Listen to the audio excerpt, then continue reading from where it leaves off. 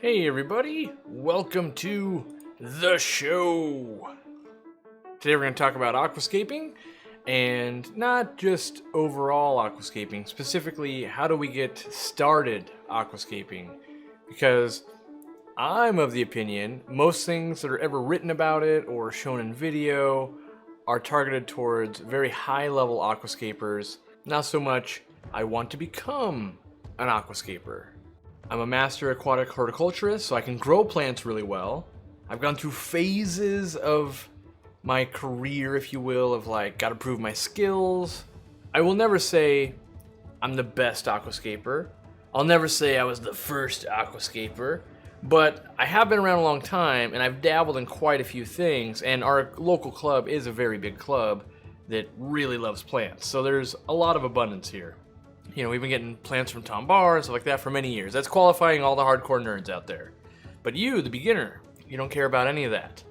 What you care about is, or what I think you care about, people come into the store, naturally they want a great looking tank, and we have to help them do that. When I first opened the store, we set up this rimless 90-gallon cube, and we made it look awesome. And what it did was, it actually turned people away from aquascaping, because when I explained the CO2 system they were going to need, how much money in plants they're going to have to spend, the fertilizer, the lighting, all that, it became something I couldn't afford. And what I've learned is, it was like people were coming into my store and wanted to learn how to drive a car, and I was trying to teach them how to drive a car by driving a Formula One NASCAR. Like, oh yeah, all this, like that's literally $900,000 to buy that. I realized what people actually want is to learn to drive that car or to have a good looking planted aquarium. That is actually their goal. So some of it is, I don't recommend CO2. Now, why don't I recommend CO2? Everyone else on the internet does recommend CO2. It's not that it doesn't help. It's that you are going to get bound up with this whole CO2 thing. Like, I bought a magical CO2 machine and everything's supposed to work. All it does is speed things up. So if we go back to the car analogy, it's like putting nitrous on your car. Like, you don't know how to drive a car yet. We certainly don't need to press a button and go much, much faster, right? So I don't recommend CO2.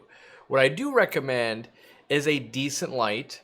Anything that's kind of made for plants, buy it as an afterthought. Not what came with a tank, but go and do any amount of research and pick a light that's designed for plants. A handful of people at least say, hey look, my planted tank looks great.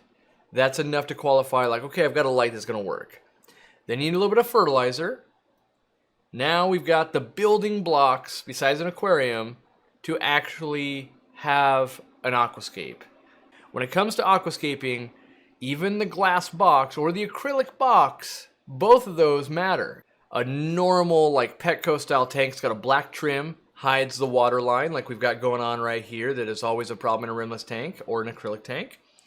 And then you get a glass top, you don't have to worry about evaporation, you've got all that. So, but when it comes to choosing the size of your aquarium, in general, your aquarium will look cooler if it is a cube or very deep. All right, so think about that for a minute. Most of the American tanks are long and not too wide, because a 4-foot long aquarium seems huge. But when we want to do aquascaping and we've only got 12 inches, it's really hard to get that depth that we want. And a lot of times in aquascaping, you'll see like a winding path. You'll start putting rocks in there and you go, this rock is almost touching both sides. So we want depth typically. Lead someone's eye somewhere in an aquascape. You're telling a story of, I want you to look over here, or I want you to look over here. Get as much depth as you can front to back, get a decent light, get some fertilizer, and we're gonna start playing. Now, pick one type of rock. So that means don't grab a rock from outside, go buy one from this pet store, go buy one from another pet store, get that piece of lava rock in there, put them all together. That's gonna look very disjointed, doesn't look natural. Also, with wood, don't get yourself a real nice skinny branchy piece and then a big Malaysian driftwood piece. That's not going to look right either. So you want to stick to one type of rock, one type of wood. You can buy very expensive rock or you can buy very cheap rock, and just rocks in a tank doesn't look that good. It's when we start filling in the holes. Now, that's where I think the true aquascaping comes, is filling in the holes. Now, when it comes to picking the plants, this is where personal style matters, and don't be influenced by what you see on very high level aquascapes. So everyone carpets with dwarf baby tears, dwarf hairgrass.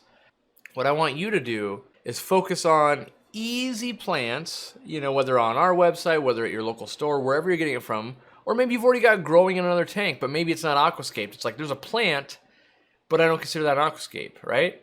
So naturally, if we wanted a very deep aquarium, we want to create depth. And if we put tall plants at the beginning and short plants behind them, we won't see that.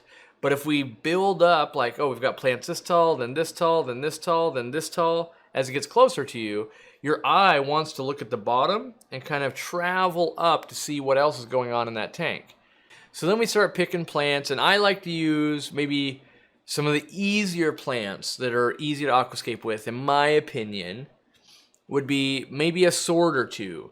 Then in the middle, I like to start using some crypts. Then we get down to the foreground. When it comes to beginner plants, that's where it really gets hard. Carpeting plants in general are short, so they like lots of light, because it's got to go through a lot of water to get to it. Usually likes to have a little CO2 and a lot of fertilizer. There are some exceptions, but that's mostly when people say, I want an aquascape tank, they mostly want a carpet. Now, there are ways to carpet that don't have to be difficult. Things like dwarf chainsword, dwarf sagittaria, right? Both those, they'll just chain themselves out and they'll fill it in. Now, if you have a 10-gallon tank and that chainsword's this tall, that doesn't look like a carpet. But if you've got a 2-foot cube, right, that looks like a great carpet, and you didn't have to buy very much of it. If the rock you chose is black, you want to use plants that are more light colored. So for instance, really black rock, maybe dark purples and dark reds on plants don't pop nearly as well as lime green plants. You do the same thing with fish, right? So if you have all green plants and all black rock, you want like red fish and blue fish and yellow fish, right? You wouldn't want more green fish, and you wouldn't want black mollies against black rock or anything like that, unless you're trying some, to have like a statement. You want to play with the contrast of colors to help break it up and add some texture to what you've got going. And even plant leaf texture, if you're all using tiny leaf plants, that can look really cool. But texture, very important. Nubius nanopetite's got very small leaves. And then you've got, swords with nice broad leaves. You've got banana plants. They look different. Maintaining aquascapes is difficult. It's a commitment I find best for someone with few tanks. If you have 50 tanks, having a decent looking aquascape tank is kind of hard because your attention is everywhere. When you have one tank, oh, I want to work on my tank. Oh, it naturally has to be this one, right? So you stay focused on it. And that's where a lot of aquascapers, you're surprised, like, whoa, you're up to 4 aquascape tanks? How do you find the time, right? Very few tanks, a lot of work. Know that your first aquascape, it might not be the best thing you've ever done, but it should be one of the most, educational things you've ever done. Wow, I learned so much. I bought way too much rock, or not enough, or I thought this plant was going to look great, and it didn't, Or, oh, I thought this was going to do it, and it does. Okay, good. I can do that again. And that's what you should look at it. And after, I would say, like a year, right? Maybe at 6 months, all right, it's starting to look pretty good. At 8 months, all right, really starting to get dialed in. By a year, it's really grown in. You've got your trimming down. You've got fertilizing down. You've got algae down. You've got all that kind of really starting to be dialed in. And then if you use like an ADA soil, you get to last about a year. Then you got to redo it, right? But if you've done a more sustainable setup, you can go much, much longer, which is nice. We hope you enjoyed this video. We actually picked another one that we thought you might like, so click on it right here.